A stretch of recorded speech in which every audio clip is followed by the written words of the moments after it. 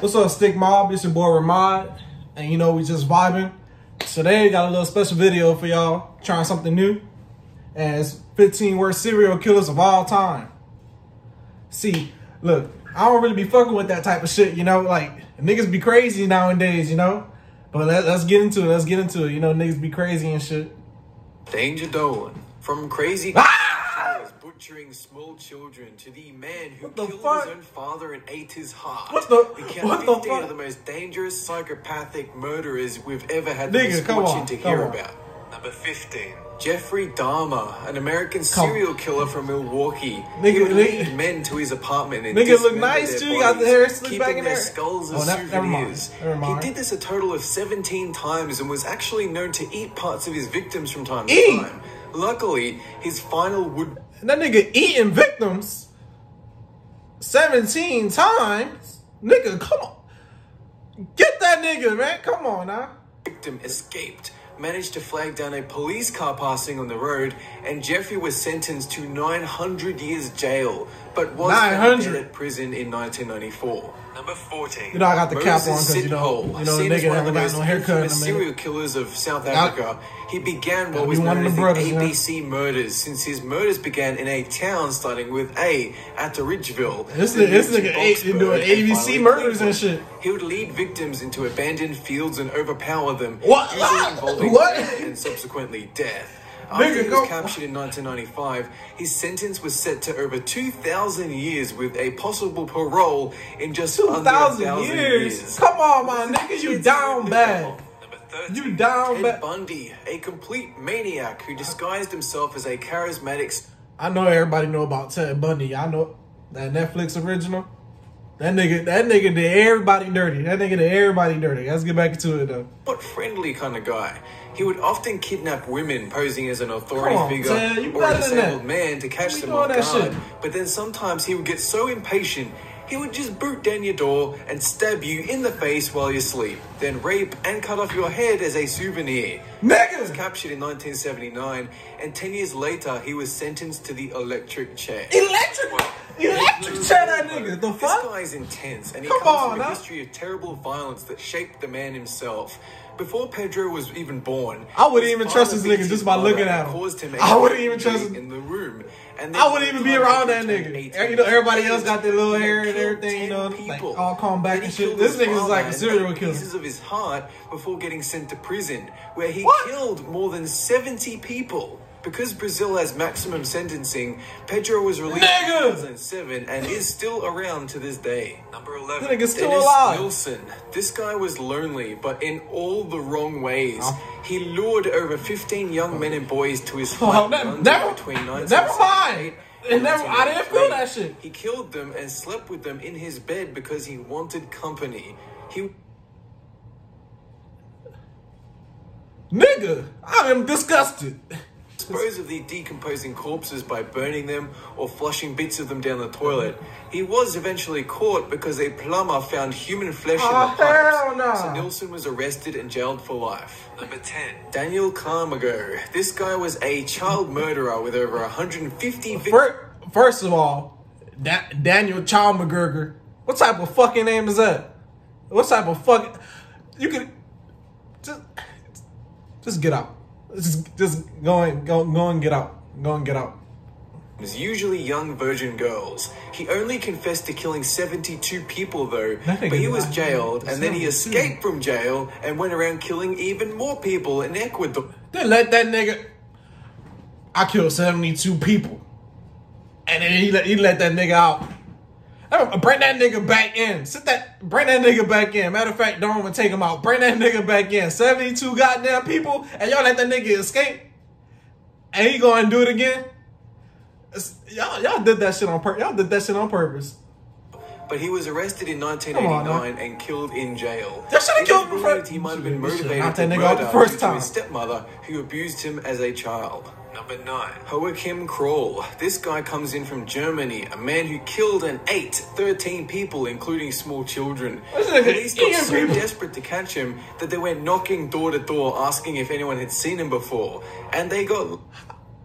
How in the world you gonna miss this nigga with his bald ass head? Talking about, have you seen this nigga? You can spot that nigga head, my nigga. Come on. Knocking door to door. You sure? These niggas was stupid back then, bro. I swear, dog. When someone in Kroll's building pointed out Guts had been jamming plumbing pipes, it turned out Kroll had been slicing flesh off victims and cooking them to save on grocery bills.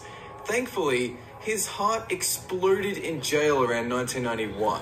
Number 8. Henry Lee Lucas. This guy originally came forward to say he and his accomplice Otis Toole had slaughtered thousands of people. In actuality, though, police suspected him of only killing around 200, but only 4 of which were ever proven. Bizarre.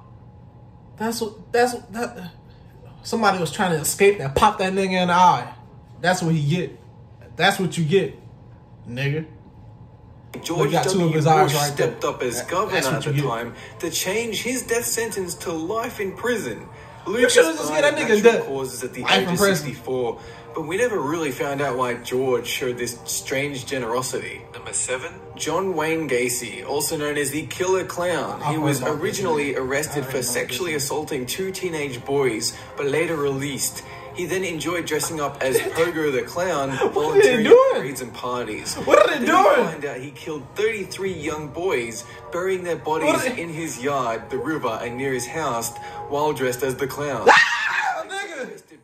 on, nigga. To his heinous crime. Come on, I wouldn't even hire that nigga. I wouldn't even hire that nigga in the first place. And it's the subject of much debate, as well as an ongoing documentary.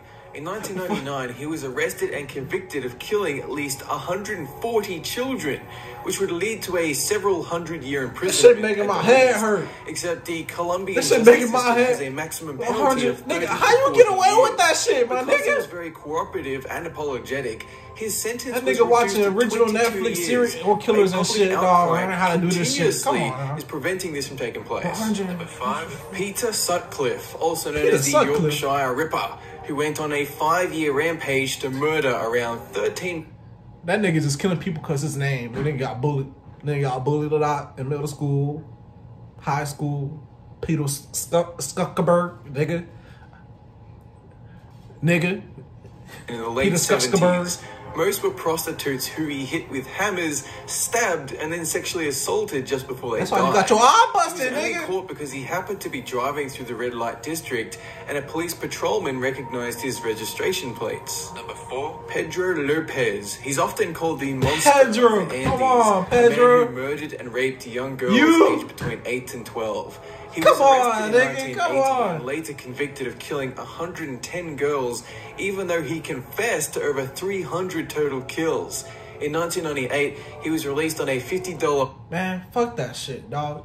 Hey, man. Niggas crazy out here, man. Niggas crazy out here, man. Like, if y'all know any niggas like that, call police already, dog. Get the popo on them real quick.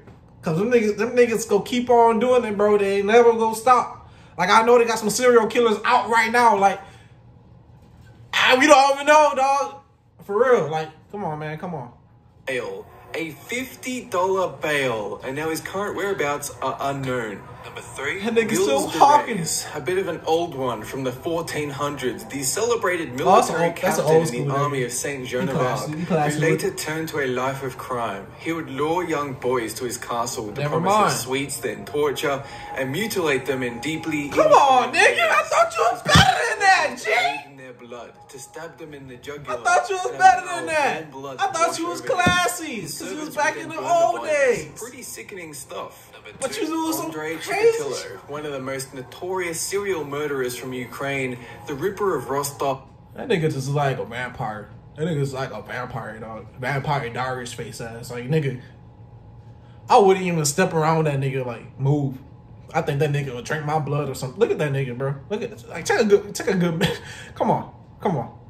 Whoever stepped around that nigga, y'all just plain stupid in the head, my nigga. Y'all just stupid. No, come on.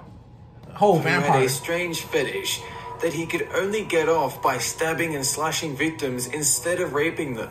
He spent 20 years free, butchering at least 50 people in the early 90s before he was arrested, then executed by a gunshot at 57 years of age. Gary Ridgway, this man known as the Green River Killer, murdered 71 women over the course of around 10 years. He would then... Y'all need to go check that out on Netflix. It's the Green River Killer, something like that. Nigga, that shit is cold. That shit is cold. That's all I'm gonna tell y'all. It's a little documentary about this nigga. What he did wasn't cold, but it was cold-blooded. A nigga crazy, dog.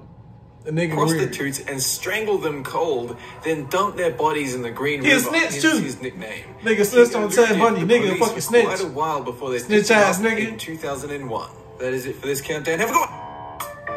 Who later turned to a life of crime. He would lure. Come on, man. Come on. Man, that's 15 serial killers in the world, man. Worst serial killers in the world. Be careful out there. See me? I'll be moving with these weird niggas, you know what I'm saying? I'll be by myself. So if a nigga try and kill me, then he probably got me because I'm by myself. So ain't nobody gonna notice, you know what I'm saying? So make sure y'all like, comment, and subscribe.